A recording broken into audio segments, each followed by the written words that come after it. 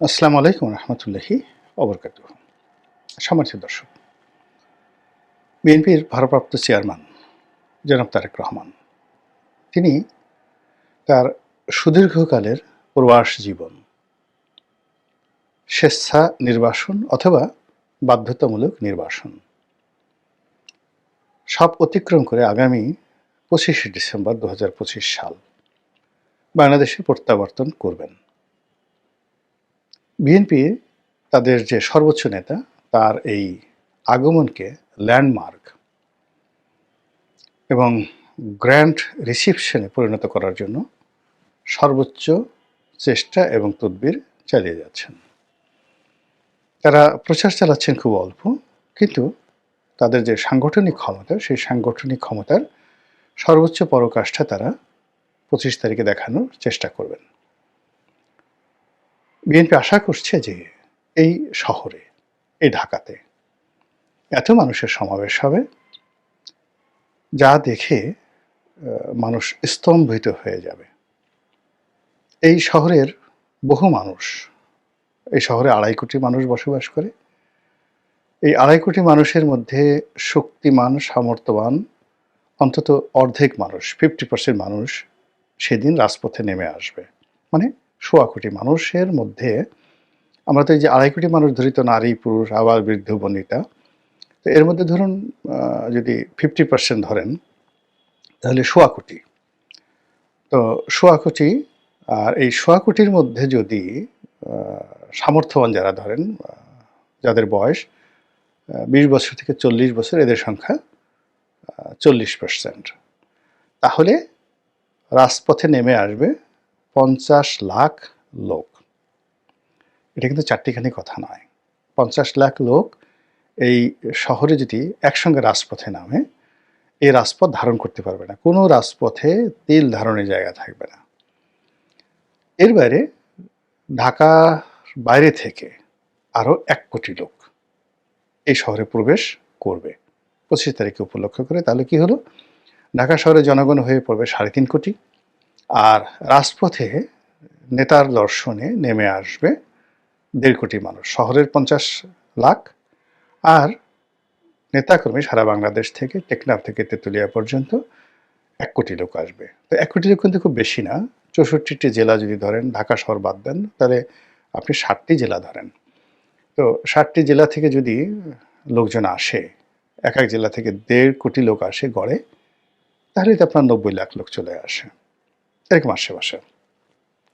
তো সেই হিসেবে ১.৫ কোটি লোক ঢাকা শহরে আসবে, এবং সেই ঢাকা শহরে ১.৫ কোটি লোক যদি আসে, তাদেরকে জায়গা দেওয়া, তাদেরকে ম্যানেজ করা, সব মিলিয়ে বিএনপি রীতিমতো গলদঘর্ম হয়ে যাচ্ছে। নেতার সিকিউরিটি, এটি নিয়ে পুলিশের মাথা খারাপ হয়ে গেছে। সেনাবাহিনীর প্রমাদ শুরু হয়ে গেছে যে কি হবে সেই দিন। এরপর দলের পক্ষ থেকে তাকে ব্যক্তিগত নিরাপত্তা দেওয়ার জন্য একটা চৌকস নিরাপত্তা টিম তৈরি করা হয়েছে। আমাদের দেশে তো এখন দেখবেন যে ওই যে এসএসএফ এর নকল করে যে স্পেশাল সিকিউরিটি ফোর্স রয়েছে, প্রধানমন্ত্রীকে গার্ড দেওয়ার জন্য সেই যাকে বলা হয় ঘিয়া কালারের যে হাফ যে জ্যাকেট পরে, তারপরে শেষে ভালো পেশি, মানে এসএসএফের যে পোশাকগুলো পরে, তো ওই রকম ড্রেস বানিয়ে হাফ জ্যাকেট পরিয়ে তারপর শেষে মাসেলওয়ালা যুবকদেরকে এখন অনেকেই, মানে এমপি প্রার্থী, একটু টাকা পয়সা হয়েছে, সবাই ওইরকম আন্ডারে সিএসএফ, তারপরে কেএসএফ, তারপরে এনএসএফ, তারপরে এরকম বিভিন্ন নাম দিয়ে, যেমন ধরেন রনির সিকিউরিটি ফোর্স, আরএসএফ এরকম। তারপরে ধরুন একজনের নাম ধরেন Babul Babul Babul security force, Babul's security force, মানে প্রাইম মিনিস্টার্স এসএসএফ স্পেশাল ফোর্সকে যেভাবে করা হয়েছে এরকম। যেমন বেগম খালেদা জিয়ার জন্য মানে সিএসএফ তৈরি করা হয়েছিল, সিএসএফ, তো চেয়ারপারসন সিকিউরিটি ফোর্স। তো এই অনেকটা এসএসএফের একটা আদলে এখন প্রধানমন্ত্রী পরে যখন তিনি বিরোধী দল নেত্রী ছিলেন, এরকম তার সেই সিএসএফের যারা সদস্য ছিলেন ২০ জন, ২৫ জন বা ১০০ জন, এবং তাদেরকে নেতৃত্ব দেওয়ার জন্য একজন কর্নেল ছিলেন। এবং তার অনুকরণে সেই সিএসএফ এর অনুকরণে বিএনপির অনেক নেতা যখন যাদের একটু টাকা পয়সা আছে তারা এরকম বাহিনী প্রস্তুত করে নিয়েছে। কেউ ২ জন, কেউ ৪ জন, কেউ ৬ জন। তারা ওই যে গাড়ির সামনে হাত ঝুলায়, বাঁশিতে ফু দেয়। একটা ভাবসাবই আলাদা। অনেকে হয়তো অস্ত্র হাতে নিয়ে ঘুরে নির্বাচনী এলাকায় যায়, কেউ পিস্তল নিয়ে ঘুরে। এটা মানুষকে ভয় দেখিয়ে একটা ভাবসাব নেওয়ার। তো এই যে প্রাইভেট সিকিউরিটি, এই সিকিউরিটি আগে একজন কর্নেলের নেতৃত্বে ছিল, এখন এখানে একজন ব্রিগেডিয়ার নিয়োগ দেওয়া হয়েছে এবং তার জন্য সেই তারেক রহমান সাহেবের সেই সিকিউরিটি ফোর্স এটি তৈরি করা হয়ে গেছে। এখন সেটার নাম যেমন আগে চেয়ারপারসন সিএসএফ ছিল, এখন হয়তো ওরকমই নাম থাকবে। ওটা জন্য আবার অতিরিক্ত যোগ হয়েছে, যেমন বেগম জিয়ার সেই বুলেট প্রুফ গাড়ি ছিল না, তারেক রহমান সাহেবের জন্য বুলেট প্রুফ গাড়ি আনা হয়েছে।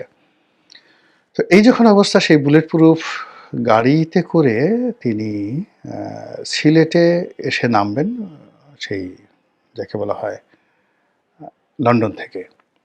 এখন সিলেট থেকে তিনি কি প্লেনে করে ঢাকা এয়ারপোর্টে আসবেন না বাই রোডে আসবেন, এটা আমি এখন পর্যন্ত জানি না। তবে ঢাকা যে এই মুহূর্তে সবচেয়ে যেটা নান্দনিক এলাকা, সেই নান্দনিক এলাকা হলো ৩০০ ফিট এয়ারপোর্ট থেকে, মানে কুড়িল বিশ্ব রোড থেকে শুরু করে একেবারে সেই যে নারায়ণগঞ্জ পর্যন্ত ৩০০ ফিটের যে রাস্তা, এর চেয়ে নান্দনিক জায়গা, স্পেসিয়াস জায়গা নেই বাংলাদেশে। ঠিক এই জায়গাটিকে একটা মেলা করার জন্য, একটা বাণিজ্য মেলার সময়তে পূর্বাচলে যাওয়া হয়, মানে তখন এই ৩০০ ফিটটি ব্যবহৃত হয়। তো এই ৩০০ ফিটটিকে বন্ধ করে যদি ২৫ তারিখে যেদিন বন্ধ হবে, মানে ওই দিন সরকারি ছুটি, তো ওখানে যদি বিএনপির সেই চেয়ারপারসনের বা চেয়ারম্যানের গণসংবর্ধনা অনুষ্ঠিত হয়, তাহলে হয়তো দেখা গেল পুরো ৩০০ ফিটে ৩০-৪০ লাখ লোককে জায়গা দেওয়া যাবে, আর বাকি লোকগুলো শহরের বিভিন্ন এলাকাতে থাকবে ১.৫ কোটি লোকের মধ্যে, এবং তারা সবাই এগুলো সব টেলিভিশন বলেন, অন্যান্য জায়গাতে বলেন, লাইভ টেলিকাস্ট হবে, মানুষ যার যার অবস্থান থেকে বুঝতে পারবে নেতা আসছেন। এই হলো প্রস্তুতি। আমি হয়তো বিএনপি আরও বড় করে প্রস্তুতি নিচ্ছে বা আরও ভালো করে বলতে চাচ্ছে, আমি অত সুন্দর করে বলতে পারলাম না, কিন্তু কাছাকাছি এরকম হবে। এখন সমস্যা হলো যে এই ঘটনাগুলো যদি ঘটতে থাকে, তাহলে তো জামাতের রাজনীতি থাকবে না, এনসিপির রাজনীতি জিরো হয়ে যাবে। তারেক রহমান সাহেব যেদিন অফিসে বসবেন, সেদিন সব আকর্ষণ তাকে কেন্দ্র করে হবে। আমাদের দেশে তো মানুষ মানে সবসময় হাওয়া যেদিকে যায় সেদিকে পাল তুলে দেয়, এবং স্রোতের বিরুদ্ধে দাঁড়ানোর মতো আমাদের এই সমাজে কোনো লোক নেই। আমাদের দেশে যখন গণজাগরণ মঞ্চ হয়েছে, সব মানুষ, মন্ত্রী, এমপি, সেনাপ্রধান থেকে শুরু করে সব মানুষ ইমরান এই সরকারের ব্যাগ টেনেছে। আমাদের দেশে যখন সেই আহমেদ শফি সাহেবের ডাকে হেফাজতের সেই শাপলা চত্বরে সবাই ঐক্যবদ্ধ হয়েছে, সব মানুষ, এরশাদ সাহেবের মতো মানুষ, বড় বড় মানুষ হুজুরের কদম বসে নেওয়ার জন্য গেছেন, দাঁড়ায় দাঁড়ায় রাস্তায় পানি বিলি করেছেন। আবার এই যে আমাদের দেশে যখন এখন জুলাই গণঅভ্যুত্থান হলো, সব মানুষ সার্জিস হাসনাত, মানে সরি, হারজিস বলে ফেলছে, আমি সরি, বিকজ হাসনাত এর জায়গাতে উঠে হয়ে গেছে সার্জিস, হাসনাত, মানে ওনাদের মতো যারা নেতা আছেন, তাদের ব্যাগ টানার জন্য কত বড় বড় মানুষ যে তাদের পিছিয়ে পিছিয়ে ঘুরে এরকম, মানে আপনি এই যে হাদি সাহেব যে ইন্তেকাল করলেন, তো তার যে জানাজা, এরকম জানাজা তো বাংলাদেশে কখনো হয়নি। ৩ বাহিনী প্রধান আসলেন, সবাই রাজনীতিবিদরা চলে গেলেন, সব মিলিয়ে ঠিলে। এই কারণ হলো জনগণ যেদিকে যাচ্ছে সেই দিকে মানুষ যাবে। তো তারেক রহমান সাহেবকে কেন্দ্র করে যদি এই যে জনাব উসমান হাদির জানাজাতে যে পরিমাণ লোক হলো, তার দ্বিগুণ, ৩ গুণ, ৪ গুণ লোক যদি হয়ে যায়, তাহলে আপনি বোঝার চেষ্টা করুন, সকল রাষ্ট্রযন্ত্র, প্রশাসন যন্ত্র সব কিছু সেই বিএনপি কেন্দ্রিক, তারেক রহমান কেন্দ্রিক এটা পরিণত হয়ে যাবে। এবং এটা কোনো অবস্থাতে ইলেকশনের আগে আপনি এটা নিতেই পারবেন না। মানে তিনি বাংলাদেশে পা দেওয়ার সঙ্গে সঙ্গে এইরকম একটি সম্বর্ধনার যদি আয়োজন করা যায়, তাহলে তিনি হবেন বাংলাদেশের অঘোষিত প্রধানমন্ত্রী। A king without kingdom, without Throne, কিংবা ওই মাথায় যে মুকুট পরে, সেই সেই মাথার মুকুটহীন একজন সম্রাট হয়ে পড়বেন তিনি। তো এটা বিএনপির লোকজনের যত ভালো লাগবে, তার সাথে ১০০ গুণ খারাপ লাগবে কাদের? আওয়ামী লীগের। ১০০ জনের ১০০ গুণ খারাপ লাগবে যারা আগামীতে রাষ্ট্র ক্ষমতা আসতে চায় সে সকল নেতা, যারা এই মুহূর্তে ক্ষমতা আছেন তাদের সবাইকে মানে ওই গণসংবর্ধনায় জনাব তারেক রহমান সাহেবকে দেখলে মনে হবে তার মানে সেই মস্তক আকাশ স্পর্শ করেছে, এত বড় মনে হবে মানুষের মধ্যে, মানুষের নেতা। এটা দেখলে একবার চিন্তা করেন তো ডক্টর মোহাম্মদ ইউনূসের মন ভালো হবে না খারাপ হবে, কেমন লাগবে বলেন তো? তো এরকম যারা বিভিন্ন লোকজন আছেন অনেকের কষ্ট হবে, অনেকের হিংসা লাগবে এবং অনেকের রাজনৈতিক ভবিষ্যৎ নষ্ট হয়ে যাবে তারেক রহমান সাহেব আসলে। ফলে ২৫ তারিখ নিয়ে খোদ বিএনপির মধ্যে বহু বিতর্ক রয়েছে, বহু যাকে বলা হয় সন্দেহ রয়েছে, অবিশ্বাস রয়েছে। আসলে নেতা শেষ পর্যন্ত আসবেন কিনা, আসতে পারবেন কিনা, আর প্রতিপক্ষ যারা আছে তারা তো কেল্লাফতে আসতেই পারবে না। এরপরেও উভয় পক্ষ কিন্তু ২৫ তারিখে কেন্দ্র করে নানা রকম প্রস্তুতি নিচ্ছে। বিএনপি যেভাবে প্রস্তুতি নিচ্ছে, বিএনপি যারা প্রতিপক্ষ তারাও প্রস্তুতি নিচ্ছে। এখন ধরুন বিএনপির প্রতিপক্ষ এই সম্মেলনটিকে কেন্দ্র করে যদি তারা প্ল্যান করে, প্রোগ্রাম করে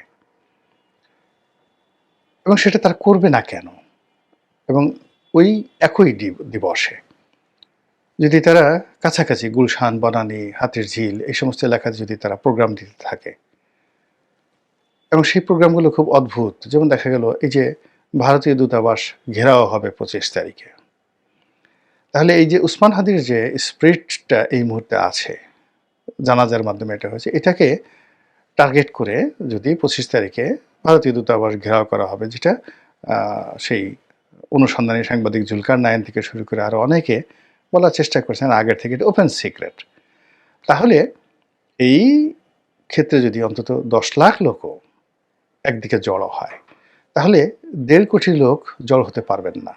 ঢাকাতে তো স্পেস নেই, কোনো অবস্থাতে স্পেস নেই। একই সাথে দুটো প্রোগ্রাম যদি সেখানে ধারণা হয়। ২ নম্বর হলো যে ওই যে যারা ওসমান হাদির যে টার্গেট যারা করেছে বা ওসমান হাদির ঘটনা যারা ঘটিয়েছে তারা তো বসে থাকবে না। তো তারা যদি তারেক রহমান সাহেব বিরোধী পক্ষ হন, তারা তো এই ঘটনা ঘটিয়ে সারা বাংলাদেশকে উত্তাল করে দিয়ে এখন পর্যন্ত যে ঘটনাগুলো ঘটেছে ওসমান হাদির দুর্ঘটনার পর, হত্যাকাণ্ডের পর, তাতে খুনির যারা দোসর বা যারা খুনির মাস্টার মাইন্ড, হুকুমদাতা বা স্বয়ং যারা খুনি, তাদের একটা পশম তো এখন পর্যন্ত স্পর্শ করা যাচ্ছে না। এবং এখন পর্যন্ত খুনির মানে মানে যে মোটিভ ছিল, কি কারণে তিনি খুন করেছেন, এই জিনিসগুলো মানে আমরা জানতে পারিনি, প্রশাসনও জানতে পারেনি, কেউ কিছু বলেনি। শুধু ওসমান হাদির চিকিৎসা, তার দাফন কাফন, জানাজা, এই জিনিসগুলো নিয়ে পুরো দেশ এবং জাতি আবেগে ভাসছে। আর যখনই জাতি আবেগে ভাসছে তখন প্রতিপক্ষ হাসছে, যারা এই কাজগুলো ঘটিয়েছে। ফলে তারা তাদের টার্গেট ২, টার্গেট ৩, টার্গেট ৪ এবং সেই টার্গেট ৪ যদি তারেক রহমান সাহেবের ২৫ তারিখে কেন্দ্র করে কোনো কিছু ঘটে, এনিথিং হ্যাপেন্ড, এমনকি ওই দিন যদি একটা বেলুনও ব্রাস্ট করা হয় ২৪ তারিখ রাতে, দেখা গেল যে সর্বনাশ হয়ে যাবে একটা জীবন। মানে দেখা গেল যে লক্ষ লক্ষ মানুষ, তো লক্ষ লক্ষ মানুষ আকাশে, মানে ওই দিন তো নেতা আসবেন, বারে বারে আকাশের দিকে তাকাবে, হঠাৎ করে যে কোনো জায়গা থেকে ধরেন বড় একটা বেলুন আকাশে উঠছে এবং আকাশে গিয়ে এই বেলুনটা হঠাৎ ব্রাস্ট হলো এবং বেলুন থেকে অদ্ভুত দুর্গন্ধ, বাজে জিনিস এসে মাটিতে পড়লো। তো মানুষ কিন্তু মানে একটা জাস্ট একটা ফান, কেউ হয়তো একটা ফান করবে, টিটকারি করবে, মস্কারা করবে, কিন্তু ওটার যে আতঙ্ক শুরু হয়ে যাবে, সেই আতঙ্কে যে দৌড়দৌড়ি শুরু হয়ে যাবে যে বেলুন থেকে না জানি অ্যাটম বোমা পড়লো কিনা। তো এইরকম আসলে যারা প্রতিপক্ষ রয়েছে তাদের মাথায়, আমি এখানে ৭টি ঘটনা বলেছি, 7, যে তারা পরিকল্পনা করছে। আসলে এরকম শত শত দুষ্ট বুদ্ধি প্রসব করার মতো আমাদের এই সমাজের অনুর্বর মস্তিষ্কের অভাব নেই। সমাজে যখন খারাপ সময় চলে তখন দুষ্টবুদ্ধি এখানে রীতিমতো প্রাতিষ্ঠানিক রূপ লাভ করে, আর সমাজে যখন উর্বরতা বিরাজ করে তখন সেখানে শিল্প হয়, সাহিত্য হয়, নাটক হয়, সিনেমা হয়, গান হয়, বাদ্য হয়, মানে বসন্তের সময় যা কিছু হয়, উৎসব হয়, পার্বণ হয়, কিন্তু সমাজ যখন সেই যাকে বলা হয় যেখানে জানাজার জন্য প্রস্তুত হয়, সমাজ যখন জানাজাটাকে সেলিব্রেট করে, একটি জানাজাকে, একটা সমাজ যখন একটি মানুষের মৃত্যুকে সেলিব্রেট করে, তখন সেখানে জন্ম নিয়ে আনন্দ করা যায় না। এখনকার যে সমাজ, এই সমাজের যে কাঠামো বা ট্রান্সফরমেশন, সমাজটাতে যে বিবর্তন হচ্ছে, তো সেইখানে যদি আপনি হুট করে কোনো আনন্দ উদযাপন করতে চান, সে আনন্দ এই সমাজ ধারণ করতে পারে না। ফলে কি হলো, এই যে তারেক রহমান সাহেবের যে আগমন, সেই আগমনটাকে আপনি এটাকে আনন্দমুখর করবেন, এটাকে উদযাপন করবেন, তারপরে এটিকে আপনি আবার ক্যাশ করবেন, অন ক্যাশ করবেন। প্রথমত আপনি নেতা আসছেন, আনন্দ প্রকাশ করবেন, সমাজের সবাই যেখানে কাঁদছে আপনি সেখানে হাসবেন কেন? আপনি তো হাসতে পারবেন না। ব্যবসা বাণিজ্য বন্ধ, শিল্প কারখানা বন্ধ, কোটি কোটি মানুষ মানে পাগলের মতো ছুটছে, আর সেখানে আপনি ১.৫ কোটি মানুষ এনে একত্র করে নেতাকে বরণ করে নেবেন। এটা সমাজের যে ডিমান্ড, সেই ডিমান্ডের উল্টো। ২ নম্বর হলো যে আপনার যারা প্রতিপক্ষ রয়েছে, সেই প্রতিপক্ষ সঙ্গে আপনার সমঝোতা নেই। আপনি একেবারে টাগ অফ ওয়ার, মুখোমুখি সংঘর্ষের চরম পর্যায়ে আছেন। সেখানে আপনি প্রতিপক্ষকে যাকে বলা হয় একটা উচিত শিক্ষা দেওয়ার জন্য নেতাকে আপনি সেখানে বরণ করে নেবেন। এটা হয় না, কখনো কোথাও হয় না। অতীতে যারাই এই গণসংবর্ধনা পেয়েছেন, ওই সময়টাতে তাদের কোনো প্রতিপক্ষ ছিল না এবং তাদের কোনো দুর্নাম বদনামও ছিল না। থার্ডলি হলো যে আপনি এই আগমনকে কেন্দ্র করে ব্যবসা করবেন, বাণিজ্য করবেন, নির্বাচনে জিতবেন, ভোট করবেন, রাষ্ট্র ক্ষমতা দখল করবেন, আর বাকি সবাই যারা আছে তারা লেমন চুষ খাবে, তারা কোলবালিশ দিয়ে ঘুমিয়ে থাকবে।